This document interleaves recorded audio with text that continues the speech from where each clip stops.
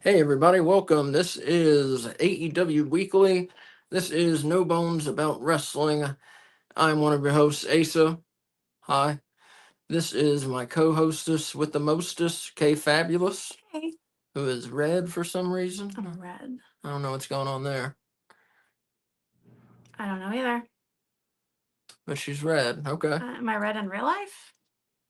No. Hmm. Well, she's definitely red on camera, so I don't know what the hell's up with that. Anyways, so she's red tonight. So tonight we're going to cover the past week in AEW. You know, we had just one night of shows. It was last Wednesday. We did uh, Summer Blockbuster, which was Dynamite and Collision. Um, we're going to do the fashion report. We're going to have the news. We're going to have our top five rankings. We got something to discuss. And of course, we're going to look forward to tonight's card in Mexico. What's it called? Grand Slam Mexico. Grand Slam Mexico. So yeah, let's get going. Last week, Summer Blockbuster, June 11th in Portland, Oregon, opened with former international champ Will Ospreay taking on former world champ Swerve Strickland, and this was a classic. These two countered move after move, went for high flying moves, a lot of technical wrestling. It was just a phenomenal match. In fact, it went to a time limit draw. That's how well matched these two athletes were. 30-minute time limit draw. And so the fans weren't too happy. A lot of them wanted, 5 more minutes and that sort of thing. A lot of people don't like time limit draws.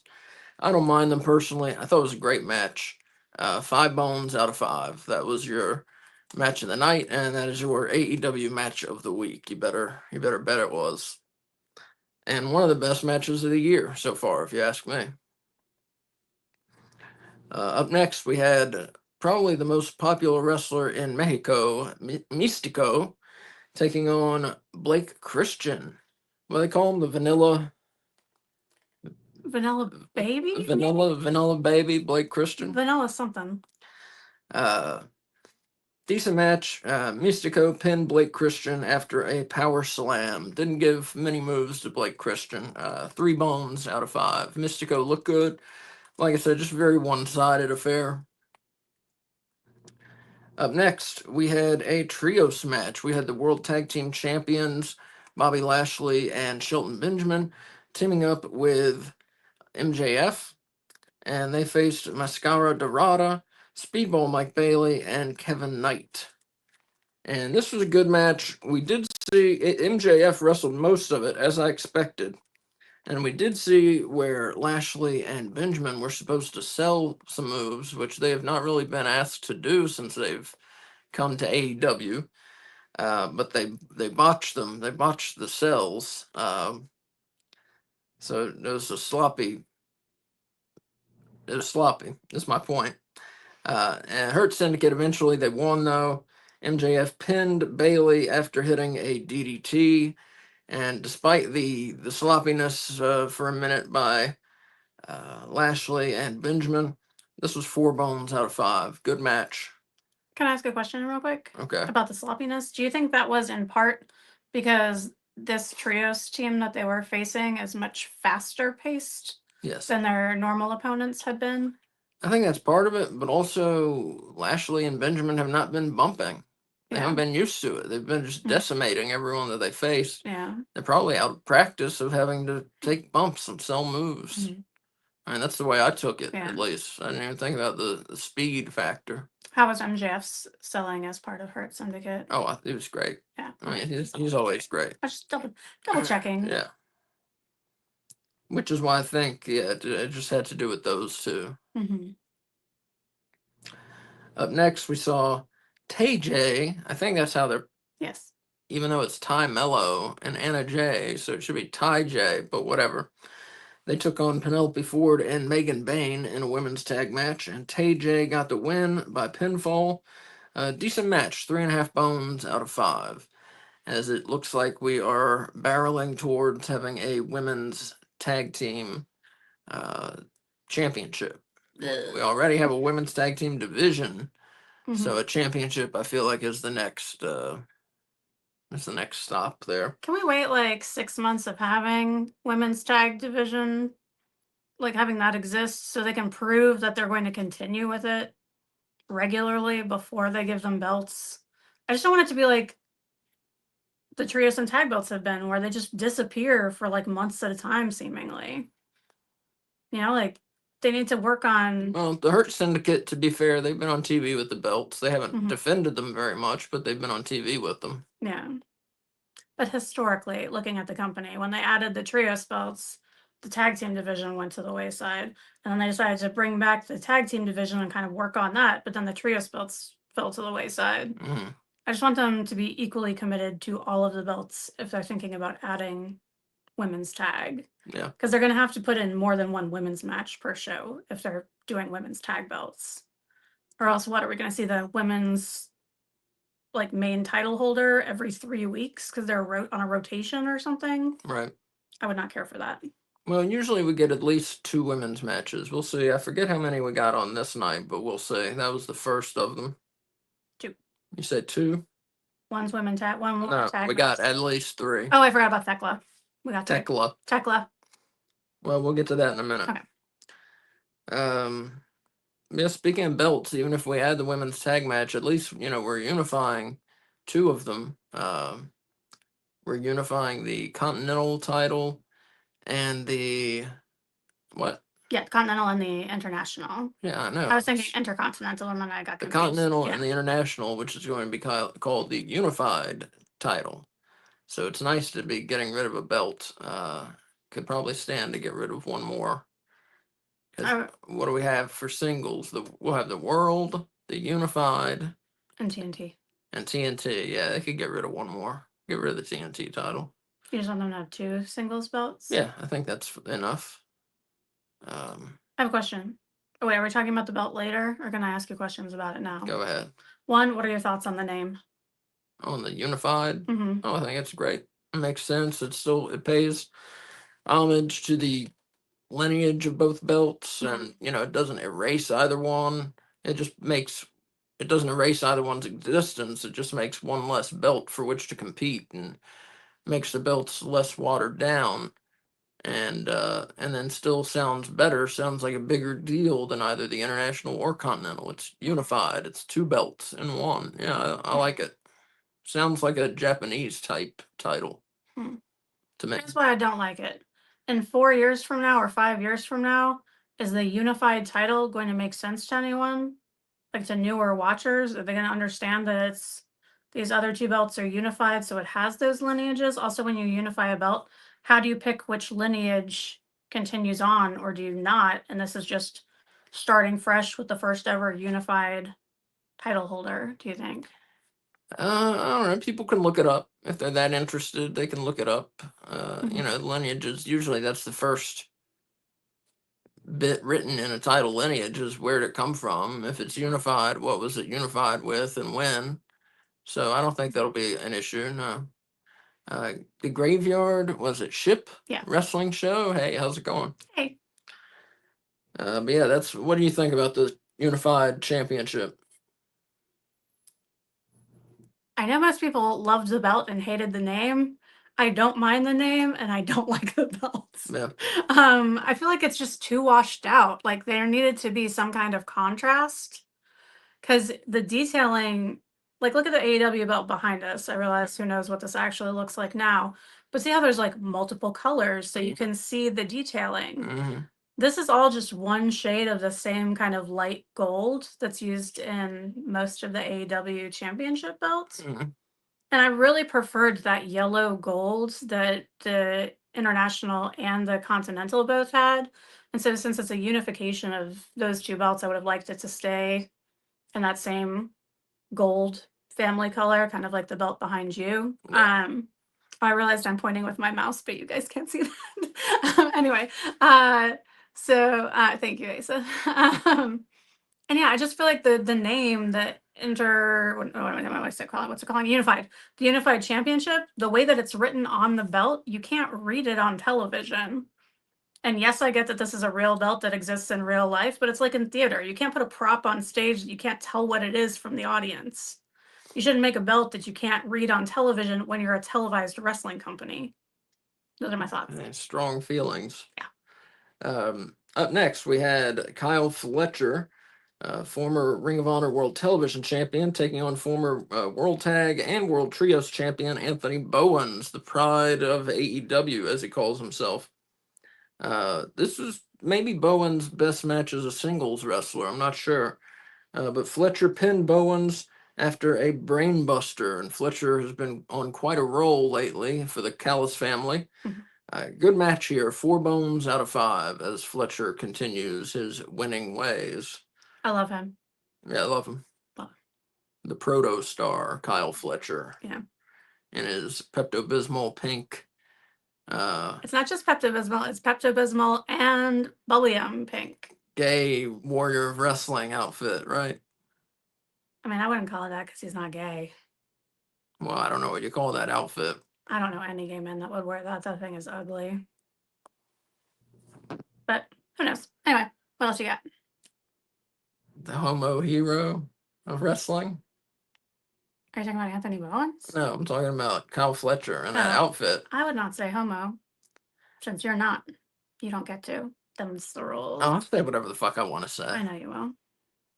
Anyway, what match is next? The unfortunate, effeminate outfit of Kyle Fletcher. I mean, AEW has a history of getting their heels over, especially their super talented heels, by dressing them in ridiculously ugly outfits, which, by the way, does not explain why Anthony Bowens is wearing a fucking baby bib and diaper looking outfit. It's Like, weird. what the fuck is up with that? Maybe he has a baby fetish. Maybe. Maybe when he's off screen, he's locked up in a crib and going goo goo gaga and all that shit. Who knows? Somebody sticking their cock in between the fucking rungs in his crib. Okay. Stop being gross. You asked. I did not ask that. You asked. That's what we call a rhetorical question. So Kyle Fletcher beat Anthony Bowens. Up next, we had a non-title match. We had the World Women's Champion Toni Storm take on former TBS champion Julia Hart. And this was a good match. Julia Hart, has improved quite a bit. She used to be awful, but we've seen her improve a lot. And Storm pinned Hart with a roll-up here, as she likes to do. And, and Storm got the victory. 4 bones out of 5. Good match.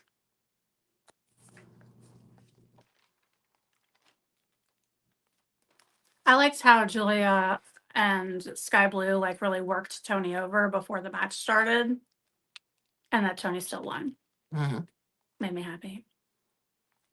She's been using that quick roll-up pin. Toni? Yeah, it's it's kind of almost become her new finisher. Mm-hmm. Why do you think what do you think the reasoning behind that is? Because we haven't seen Storm Zero in a while. Do you think they're just saving that for main title matches? Just so she doesn't end every match the same way. Yeah, but now she's ending every match in the same way with the roll-up pin. I don't know. Yeah. I think just so she doesn't end every match the same way. I think it's as simple as that. Hey. Jack Dead Breu. Yo, what's up? Up next, we had a mixed trios match. We had Mark Briscoe team up with Tomohiro Ishii and Willow Nightingale, and they took on the Maximum Male Models and Taya Valkyrie. And the less said about this one, the better. No, okay. Willow hit Babe with the power bomb on Taya, got the pin. The faces win. 2 bones out of 5. Here's what I think about this. Asa's hatred for the MXM collection and their stupid ass gimmick blinded him to the excellent wrestling in this match. You have Mark Briscoe, you have Willow Nightingale, you have Taya Valkyrie, who really is good in the ring. She's not fantastic, write home about it fantastic, but her moves hit, she sells, she does everything that you want a good enhancement talent to do, and she actually has a character, and it comes across in her wrestling.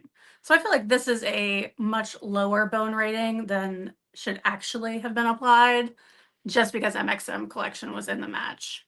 I feel like you didn't give it a chance. Well, they didn't give it a chance. It was almost a squash match. No, they got some moves in.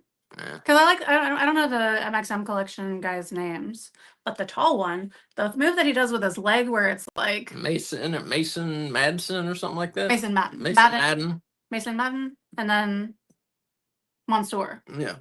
Well, Mason Madden has a move that he does where he like swings his leg over his partner while they're bent, and then he like drops it on the back of their neck. Hmm. I really like that move. It's very creative, and I had not seen it other than by him.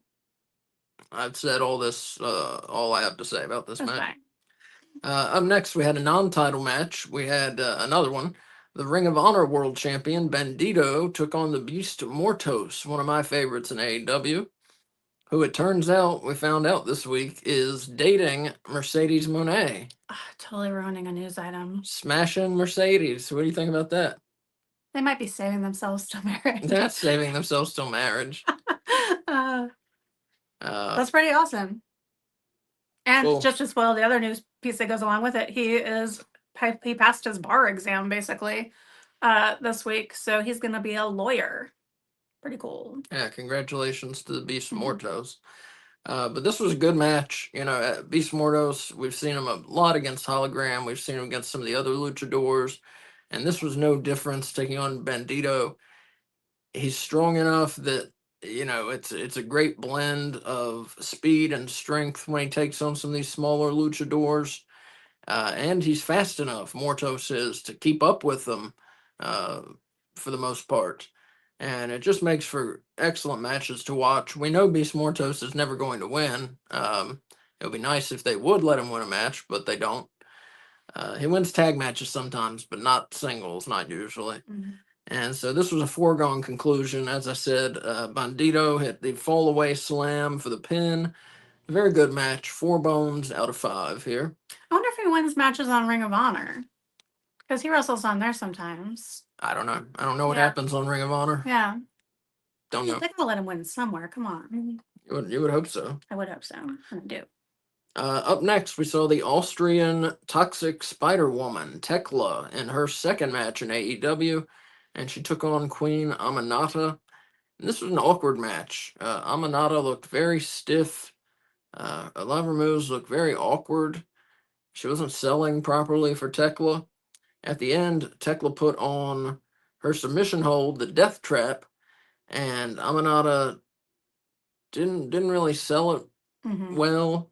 Tapped out right away, and then just got up and left and didn't sell the move after the match. I'm not sure what the deal was for her seemingly unprofessional performance in this match. You know, if she just didn't want to lose to Tekla, if she has some personal problem with Tekla, but something was going on. Like I said, I don't have an explanation for it, but something was up in this match. I'd like to give her the benefit of the doubt that like everybody has an off day sometimes, but it did definitely give the impression that she either felt like this match was beneath her or had like zero interest in wrestling it, which is just, I don't feel like I see that from her in any of the other matches I've ever seen from her. And so it's really odd. So I'm hoping she was just having, like, I mean, life happens, you know, everyone has a bad day. Show must go on. Jackhead Debreu said he'd love your stream. Thank you. I'd like to join next time. Send me a DM on X. That's at No Bones Wrestling, RASSLIN, and we'll talk about it. Usually we say the more the merrier here, but you know I just like to talk to people who are going to join us and make sure they're cool and they kind of know how we do things and all that. You know. Yeah. Not that we're cool or anything. I just like for them to be cool. And I don't think either of us are on Discord. Well, I'm on Discord, but only for Pokemon Go from like 4 years ago. So Tekla got the win. She is 2-0 in AEW and has been impressive, I've thought. 2.5 bones for that match. Not as bad as Aminata tried to make it. And our main event match at least, was the Paragon. It was an 8-man tag. We had Kyle O'Reilly, former international champ Roderick Strong, former TNT champ. Oh wait, excuse me, current TNT champ Adam Cole, team up with Daniel Garcia, and they fought the Callis family team of Hechicero, Josh Alexander, Lance Archer, and former international champ Konosuke Takeshita. You left former, when you said Daniel Garcia, you left off A former former TNT champ, Daniel Garcia, yes. Good match. Nice blend of wrestling styles here. You know, the Paragon and Daniel Garcia, very similar kind of technical approaches. But the Callis family, Hechicero, Josh Alexander, Takeshita, and Lance Archer, talk about disparate wrestling styles there. Made for some interesting matchups throughout this match. And I quite enjoyed it. Josh Alexander pinned Roderick Strong with a bridging German suplex. The heels win. The Callis family gets the win. 4 bones out of 5. Good match. And yeah, by and large, you know, with a couple exceptions, the wrestling on this was good. I'm glad it's not 4 hours again tonight because I don't think I could take it again. So, Kay Fabulous tapped out Tapped out. last week. I did finish it eventually. But Twitch and I, by the end of it, we're just like begging for it to be over. Like I said, not Yeah. that it was bad. It's just like from 8 to midnight. It's just on a Wednesday night. mhm. That's just a lot to ask. I Yeah. mean, I love AEW, but that's a lot to ask of anyone. 8 to midnight with commercials thrown in there. Come on. And don't say it's the same as their pay-per-views because it's not. Right. You know, like The their pay-per-view. the level of wrestling Right. and also the lack of like interjected storyline And building commercials. commercials. Like, I mean, it makes a huge difference. So coming up next, we have Kay Fabulous and her fashion report.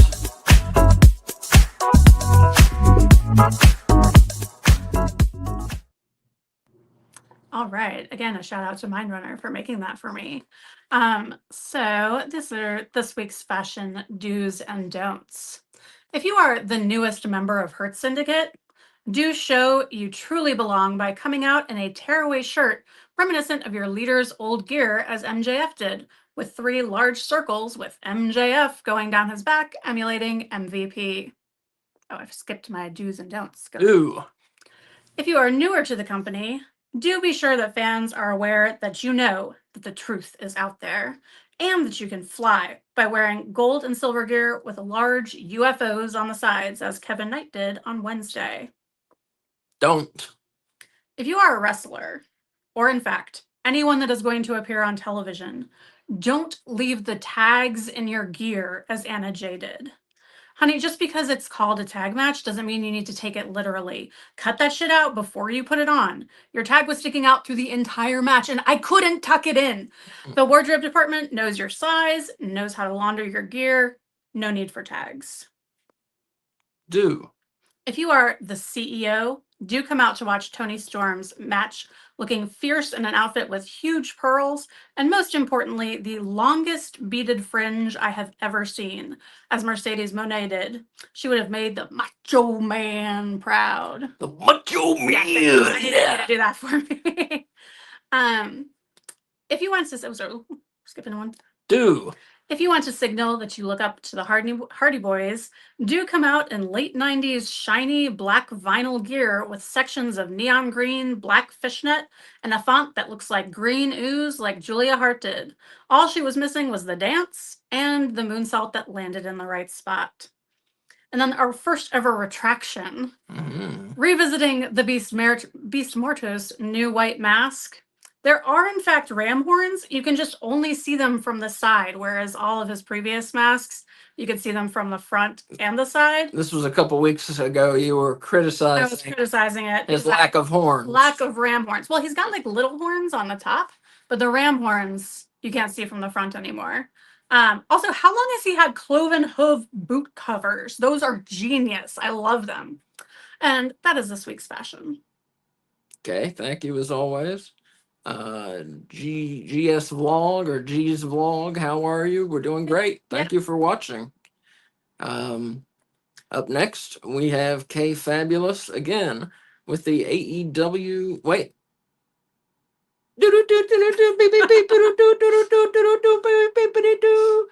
With the AEW News Roundup. The news. The news. Yes, Asa likes to correct me on how I say news. It's not news. It's not news. News. It's news. All right, so we're going to start with the injury report. Commander was hurt while on a show in Oaxaca. I think that's how we say that, Mexico. I don't know. Okay. 2 Sundays ago, slipping on the ropes while doing his rope walk Fosbury flop spot. One of his tag team opponents, Ultimo Guerrero, managed to catch him, but Commander still suffered what Dave Meltzer, is calling a significant knee injury. He was getting it checked this week to find out the severity of it. He showed up on Dynamite, but just to do an injury angle to therefore like write him off television for a while. He's officially been pulled from this Friday's Fantastica Mania match that was to feature him, Ring of Honor World Champion Bandito, and Hologram challenging reigning champions Mystico, Dorada, and Neon. As a result of Commander's injury, the main event has been changed to a tag team match with Mystico and Mascara Dorada against Bandito and Hologram. Neon will now face Kevin Knight in a lightning match, which is a match with a 10-minute time limit. So that is this Friday if you are interested. This Friday or past Friday? No, it's this Friday. Oh, okay. Yeah. One of the top wrestlers in AEW's women's division. That sucks. Let me just interject. That sucks for Commander to get injured. He was on our top-ranked trios team, or our top-ranked team last week, but I suppose that's why he was replaced. It was who was it? Kevin Knight, Commander, and Mascara Dorada. No. It was Bailey. Yeah. It was Bailey, Kevin Knight, and Commander. No. Well, who was it then? Kevin Knight replaced Commander. Oh, so it was Bailey, Dorada, and Commander. Yes, and Kevin Knight replaced. Yeah. Okay, I see. They did like a beat up Commander before the match angle that they did, and that's why. So one of the top wrestlers in AEW's women's division is currently out of action with an injury. Dave Meltzer confirmed that the injury is why Jamie Hayter has not appeared on AEW television over the last couple of weeks.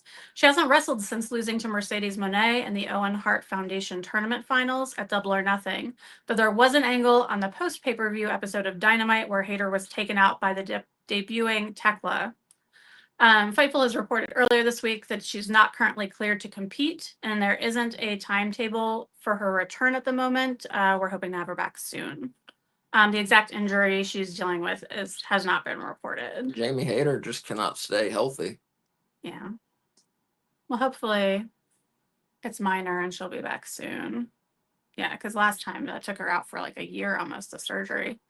In roster news, Danhausen's contract is set to expire next month unless AEW adds injury time, which seems unlikely at this point, according to the Wrestling Observer. Abaddon's contract has expired. After 5 years with AEW, Abaddon recently revealed that their deal would not be renewed. Last Wednesday, they posted to Blue Sky to announce that they are officially a free agent. She. I think it's like not a gender thing, but like Abaddon is like a creature. I don't know. Anyway, mind your own business. I'm doing the news. They is a plural. Not anymore. Yeah, it is. Language is fluid. No. Former AEW World Tag Team Champions Private Party may be taking their VIP velvet ropes elsewhere in the immediate future. First reported by Dave Meltzer, the AEW contracts of Mark Quinn and Isaiah Cassidy are up very soon.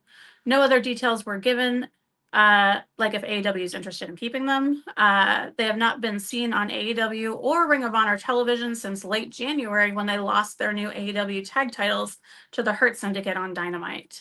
Seems like, were they to go to WWE, seems like they're too similar to the Street Profits for me. Well, they might just have a new gimmick if they go. You're right. They might have a new gimmick. They might go to TNA. Who knows? Or AEW might end up renewing them. Maybe they'll go to CMLL. Who knows? Yeah. Either way, good luck to Private Party. Vlog, I'm from India. Welcome from India. Awesome. Very cool. So now on to the actual news. The news. AEW won a ruling in court Wednesday as a judge ordered a 2024 lawsuit filed by announcer Kevin Kelly and wrestlers the Tate Twins, formerly known as the Boys, to go to arbitration. However, the judge denied AEW's motion to dismiss the lawsuit altogether and ordered it administratively closed, which makes the case inactive as arbitration proceeds. They must give updates to the court every 90 days, but the details of those updates might not be made public.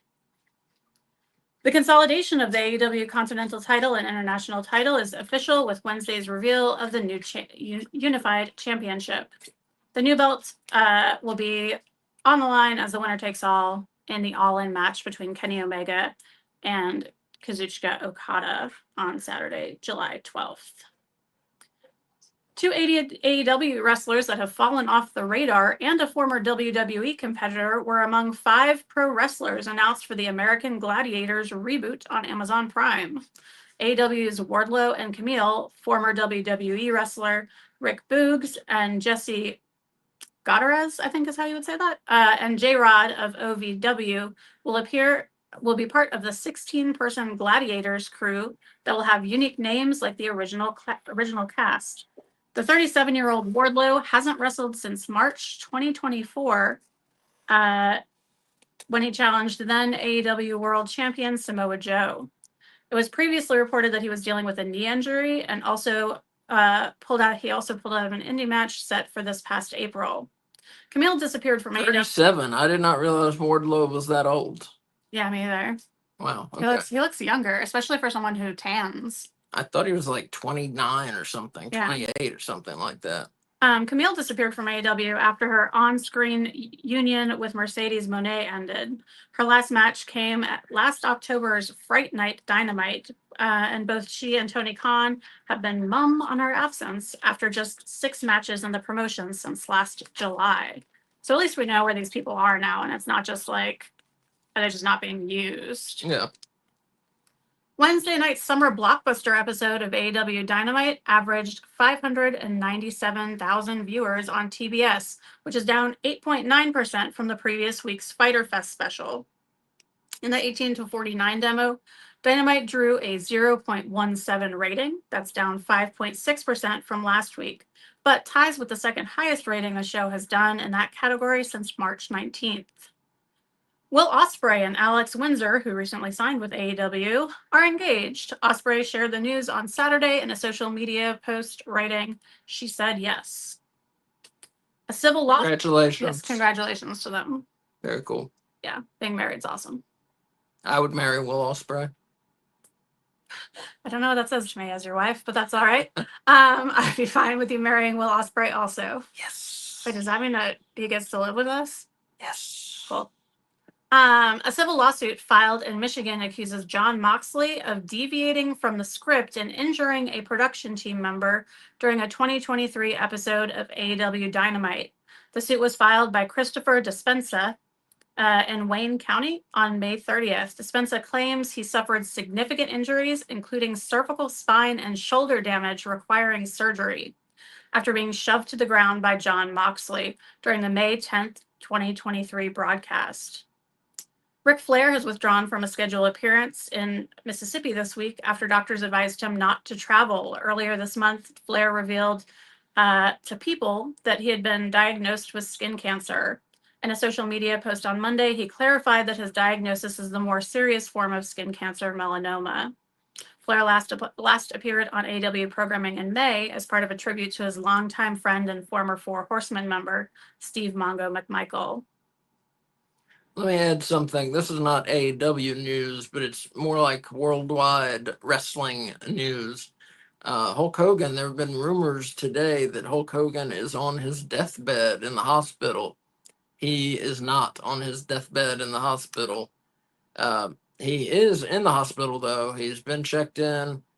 He's had several back surgeries and neck surgeries, and apparently he's having some discomfort and some issues with those long-standing injuries, and is expected to be out very soon. So best wishes out to the Hulkster. You know, you hate to hear these old guys who put their bodies on the line for our entertainment. You hate to hear about them being injured so many years later. So hopefully he recovers quickly. Best wishes to Ric Flair also. Yeah, obviously, of course, Flair country is where we are. Lastly, Willow Nightingale, Mike Bailey, and MJF are headed to Cannonball Fest. Joey Janela announced on social media that the AEW stars would be appearing at the benefit show that takes place on September 14th in New Providence, New Jersey. The benefit show will raise money for Jeff Cannonball, 38, who recently announced that he's suffering from ALS. All proceeds raised will go directly to Cannonball and his family. The graphic revealing the announcement revealing MJF's involvement states that MJF claims that he will be the only person getting paid at the show, and it will be double his normal rate because he wants a new Rolex and couldn't care less about Jeff Cannonball and his family. Do you want me to do the card or save that? Well, one more bit of news. Oh. So it was reported by Sportskeeda Wrestling that Dr. Britt Baker, DMD, is on her way to WWE. She is not, at least not right now. She is still signed to an AEW contract. So for her to sign with WWE, and I believe the contract goes until at least 2026, Tony Khan would have to let her out of her contract for her to be able to head to the other company up north there. So that's what's going on with that. I would not use that site as a consistently reliable news source. Well, it was a widespread story. It was a widespread story. Also, but also rumor. A lot of their news stories are done in kayfabe. Also, just to keep that in mind. So do the card or save that? For the card, let's do the T-shirt check. Oh. What T-shirt have you got on, Kay? So, in honor of Grand Slam Mexico, I am wearing my Thunder Rosa shirt.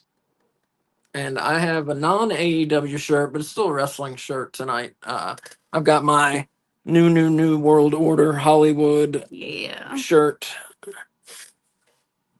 Okay, now you may go over the card for tonight's Grand Slam Mexico. Thanks to Linda C. for reposting the stream. All right, so tonight we have a pretty cool Dynamite in store. I'm pretty excited. So we have the CMLL Women's World Champion. You get to say her name for me? Zeuxis. I believe that's how it's pronounced. She'll be defending her title against Mercedes Moné. So this could be belt number 5 for Mercedes? Yes. We have MJF versus Mystico. We have Death Riders, John Moxley, Claudio Castagnoli, and Wheeler Yuta, and the Young Bucks, Matthew Jackson and Nicholas Jackson, versus Swerve Strickland, Will Ospreay, and the Ops, Samoa Joe, Powerhouse Hobbs, and Katsuyori Shibata. Sounds awesome. Yeah, we have Okada versus Mark Briscoe, which is one of the sleeper matches, I think, that could really come out and just be awesome. Non-title match, yes, thank you. Adam Cole, Daniel Garcia, Brody King, Templario, Bandito, and Atlantis Jr. versus Dax Harwood, Cash Wheeler, Konosuke Takeshita, Kyle Fletcher, Josh Alexander, and Hechicero. And then they're having a 4 million pesos match, which I looked up because I was curious. That transfers to $212,388 in US match, which is Ricochet versus Hologram versus Leo Rush versus Mascara Dorada. Which will almost certainly be the match of the night, I think. Oh, for sure. Yeah. Yeah. My boy Hologram is back on TV. We do have Swerve and Ospreay on the same team against the Young Bucks and some others. Yeah, that could be the other. Yeah. That's the other candidate for match of the night, I believe. And currently, we still only have 3 matches for All In, which is going to be July 12th. So wait, were those all the matches for tonight? All of the announced ones as of yesterday. And just a reminder, we are doing a watch along at 7:55 for Dynamite tonight. It will be on a different stream, so you have to. When we're done with AEW Weekly, you'll have to come back and find the AEW Dynamite stream, which will be easy. It's on this channel. It's on the same channel. You can like and subscribe to us. It'll tell you exactly when we start. It's on X and it's on YouTube. And it's on Kay Fabulous's Twitch account. But that's 7:55. And just a reminder, Dynamite will go and scheduled until at least 10:30 tonight. And may go as late as 10:40, 10:45. So we will see. So just a reminder for tonight's show. Captain Howdy, let the Mensa meeting commence. I like it. Also, I like the name Captain Howdy. Captain Howdy, that's scary. That's awesome. Scary stuff. Also, hey, Antonio. Yeah, hey, Antonio, what's up? Who's in Mensa? Are we? Is he? I used to have a Mensa workbook when I was a child. I'm not sure what he means. Are we? Well, whatever. I think because we're just having such intellectual conversations. Yeah, that's right. That's what I'm going to tell myself anyway. Yeah. All right, so what's up next? Maybe it's just because we're nerds. Well, coming up next, we have the top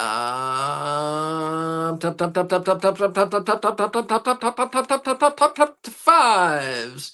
Your AEW top five rankings for the men, the women, and the teams in the company. We've debated these strongly. We have argued. We have put names in a cap. We've drawn them out randomly. No, that part didn't happen. No. But a lot of arguing, a lot of debating, a lot Arm of wrestling. arm wrestling, examining match results from this past week, examining match quality from this past week, and eventually we came out with rankings. So these rankings, as I mentioned, are for the past week only. And we'll start with the women. Number five, back in the top five, is Willow Nightingale, who got a win in that. Oh, wait, did she get a win in that trios match? She did. She got a win in that trios match. Number four, up a space from number five, the former TBS champion, Julia Hart, who lost to Toni Storm in a non title match, but looked good losing. Number three, she's up a spot from number four last week, and that is the undefeated Tekla. She's up to 2-0.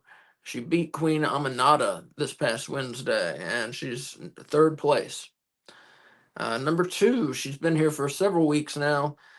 She holds 4 or 5 belts. She won the Owen Hart Cup. She has a chance at the CMLL women's title tonight. She's the number one contender to the women's world title. She's doing it all. Mercedes Moné, number two. Her life is like just on fire in the best way imaginable. Yeah. And she's dating the Beast Mortos. And she's still undefeated in singles matches, may I add, in AEW. Happy in life, happy in her career. Good for her. Good for her. And number one, she's been there for several weeks now, the women's world champion, Toni Storm. So that's number one, Toni Storm. Number two, Mercedes Moné. Number three, Tekla. Number four, Julia Hart. And number five, Willow Nightingale. So now for the teams. The teams all new this week. All 5 teams are new to the top 5. That does not happen very often, but almost never. Almost never. But yeah. None of these 5 teams were in the rankings last week. So number 5, we have the Maximum Male Models and Taya Valkyrie, who lost to Willow Nightingale, Tomohiro Ishii, and Mark Briscoe. Number 5, Mascara Dorada, Speedball Bailey, and Kevin Knight, who they lost to the Hurt Syndicate Trios team. Number 4. Number 3, TJ, Ty Mello, and Anna Jay, who got the win over Penelope Ford and Megan Bain. And they're a newer team, but they've been doing well for themselves. TJ. Number 2, as I said, they beat the Maximum Male Models and Taya Valkyrie, and that's the team of Mark Briscoe, Tomohiro Ishii, and Willow Nightingale. Number 2, the mixed trios team. Can I add that I love that we're getting mixed trios matches? Yeah, it's cool. I like it. It's awesome. And they handle it so well as far as like weaving the women into the match instead of it having like everything halt. So that while they switch it out, I like it. No, I agree.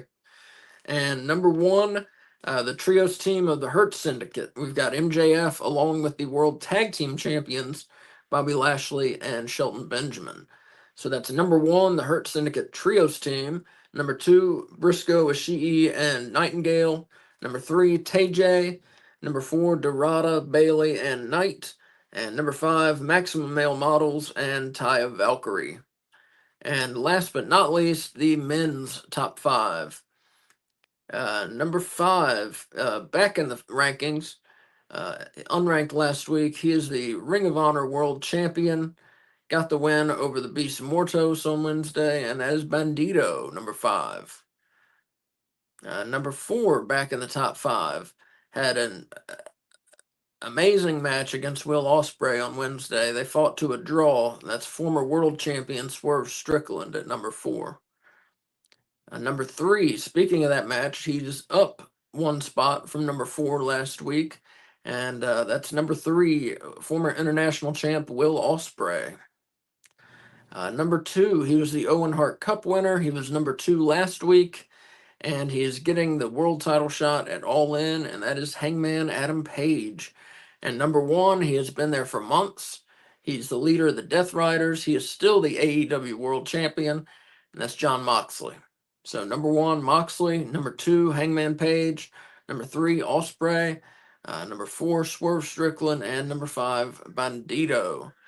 And Kay, were you going to run down real quick the All In card for us? Sure, it'll be short. Really quickly, the Grand Strander, who is a good viewer of ours who often has fun stories about his days in wrestling, says, I once rode between shows with Kendall Windham, Rocky King, and Rufus R. Freight Train Jones. At an Ingles supermarket that day, Rocky and Rufus would steal a 12-pack and a smoked ham. Memories. Nice. As always, thank you for sharing. I love this story. Yeah. So our all-in card is short. So far. So far. Yeah, and it's not going to be short. It's going to be probably like 12 matches or some shit. But we have for the AEW World Heavyweight Championship, which hopefully we'll see again one day, Jon Moxley versus Hangman Adam Page. Moxley defending his briefcase, I guess. We have current champion Toni Storm defending the AEW Women's World title against Mercedes Moné. Her belts are not on the line. And then we have a unification match of Okada, current Continental Champion, versus Kenny Omega, current International Champion. To one winner takes both titles. And creates the Unified Championship. Yep. And that's it so far. That's all we have so far is those three. I have a feeling tonight we're going to get some added, probably. Yeah. Hopefully with maybe some CMLL guys. That'd be nice. That'd be cool. So just a reminder, that's the show for tonight. And just a reminder, we are doing Dynamite at 7:55. It's going to be a different stream, so just find us, like and subscribe to this, and it'll pop up and tell you when it is. It's on X at No Bones Wrestling. That's at No Bones RASSLIN. It's on YouTube at No Bones About Wrestling /streams, and then click on live. And it's on Kay Fabulous's Twitch account. And that's at 7:55 tonight until about 10:40, 10:45. Tomorrow night, we're doing our Thursday night retro watch along at 6:50. That's 650. And we're watching WWF King of the Ring 1994. It's a great show. We've got a world title match, Bret Hart versus Diesel. We've got the King of the Ring tournament featuring Razor Ramon, Tatanka, Owen Hart, Mabel, four others that I can't come to the top of my head. But a great tournament. Main event is Roddy Piper versus Jerry the King Lawler. Yeah, just a fun show. That's tomorrow. That's tomorrow night at 6:50, King of the Ring 94, and that is on Peacock if you want to watch along with us. So we have a countdown, 5, 4, 3, 2, 1. We all press play at the same time, and that way we're all watching the show at the same time. That's how that works. They're super fun. And they are very fun, if we say so ourselves. That's one of my favorite things that we do. Saturday night, 7:55, AEW Collision watch along. And then next Monday, our newest show, Monday Night Russo, 7:55 p.m. We are watching WCW Monday Nitro. It's Russo's second Nitro. It's from October 25th, 1999, where some wild shit is going to go down. The WCW World Title Tournament begins, and Jeff Jarrett, we're going to see if retribution is taken out on him. He attacked Miss Elizabeth, supposedly, seemingly, on last week's Nitro. So we'll see what Lex Luger may have in store for Jeff Jarrett. And that is Monday, 7:55. And that show is on Peacock also. And then next Wednesday, same time, same place, AEW Weekly, 6 o'clock on Wednesdays is when it's going to happen. And of course, a Dynamite watch along. Everything I just said is on our schedule. Go to our X. That's where we put our schedule. So you can see all that stuff. You might need to go down a couple posts, but the schedule is on there. It's a big purple post with a schedule. And it says this week on No Bones. So yeah, that's what's going on this week. Yeah. We will see you at 7:55 tonight for Dynamite. It will be myself, Kay Fabulous, Switch, hopefully Wolf. He has something going on, so hopefully he'll join us. And take care of yourselves, take care of each other, and use your turn signals, even for changing lanes, people. Use your turn signals. I was driving today and I was not happy with what I saw. So yeah, use your turn signals, and we'll see you 7:55. Bye, Bye. everybody.